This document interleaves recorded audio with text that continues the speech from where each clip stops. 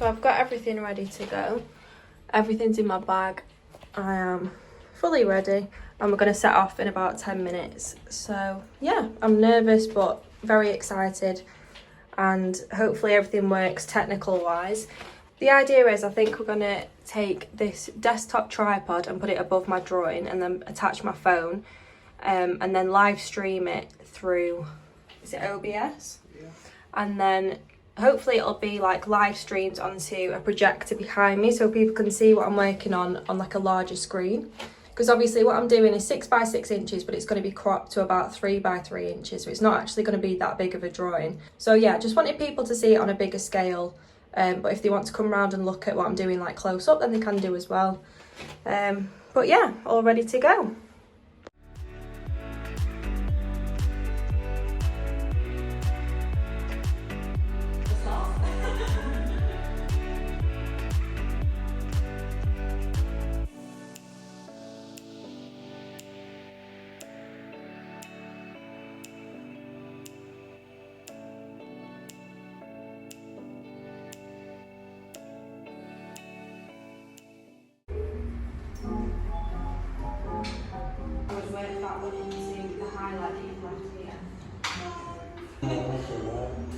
So yeah, that top highlight, and I've also just, we'll have them eyelashes covering most of it, and I quite like it.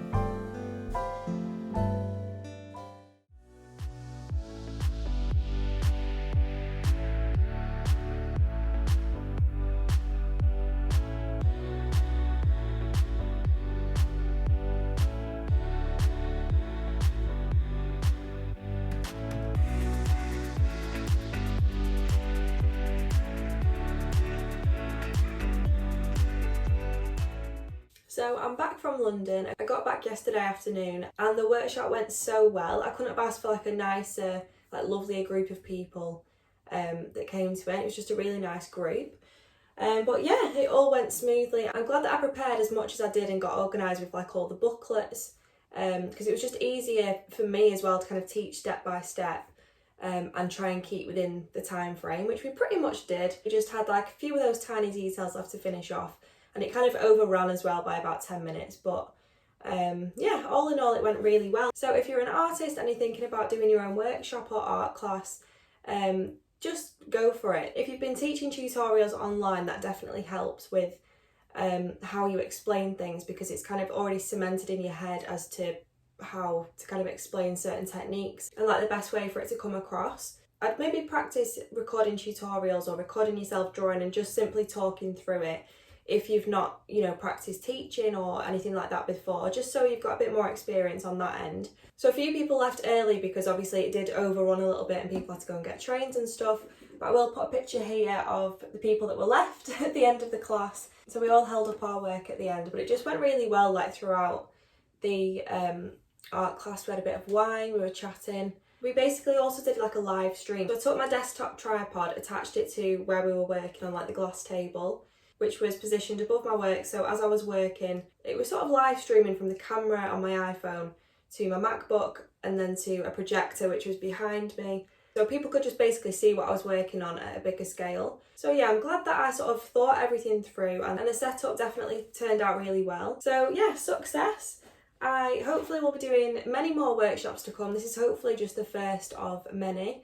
I'd love to do some more like online workshops as well, like live streaming them, because I know a lot of the students that I have on Patreon are from literally all over the world. It's not like they can just pop down to London or to like Lancashire and just attend an art class. It's not as easy for everyone to kind of get there.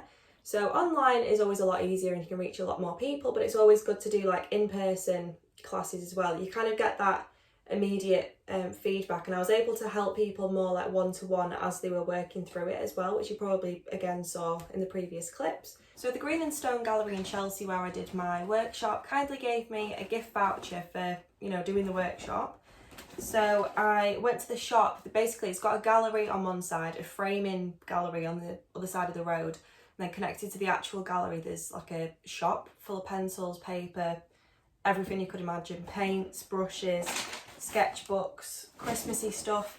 So we had quite an early train in the morning, so we went like quite early as soon as it opened, and I tried to spend as much as I could of it because obviously I'm not down in London all the time.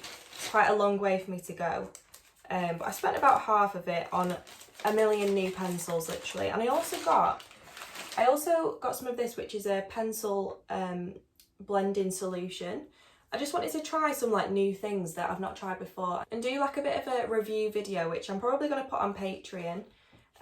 So yeah, if you want to know what I think about all these things that I bought after I've tested them out, then head over to my Patreon, which is in the video description below. But yeah, I basically got so many new pencils, all in this bag, like a massive chunk of them. I stocked up on some more luminance pencils, my Caran d'Ache luminance pencils, which I use all the time, but definitely didn't need any more after that huge pencil order that I did before the workshop. But yeah, this is just some of them. So I got some really nice new different colours of the Caran d'Ache luminance pencils that I've not actually tried before, that I don't think I have.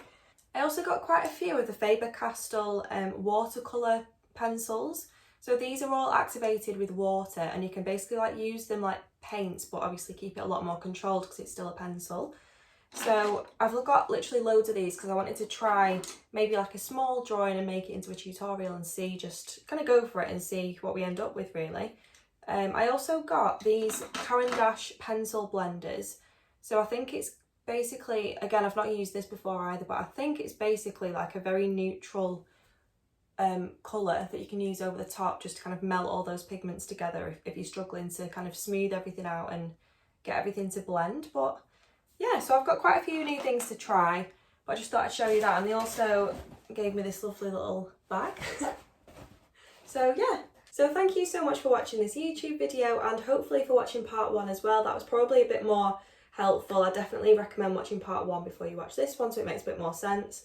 But yeah, as always, thanks for watching. Please remember to give the video a like if you enjoyed it, and please subscribe to my channel to see more art related content, tutorials, behind the scenes, vlogs just like this. So yeah, thanks again for watching, and I'll be back very shortly with hopefully a new tutorial. I'm currently deciding on what to draw, but I know that you like the tutorials that I put on YouTube, so maybe we'll do something more like Halloween themed, seeing as it's like October, maybe like a black cat or something along those lines. I'm not too sure yet, so any suggestions, comment below. But yeah, thank you so much for watching, and I'll be back very shortly with a new video.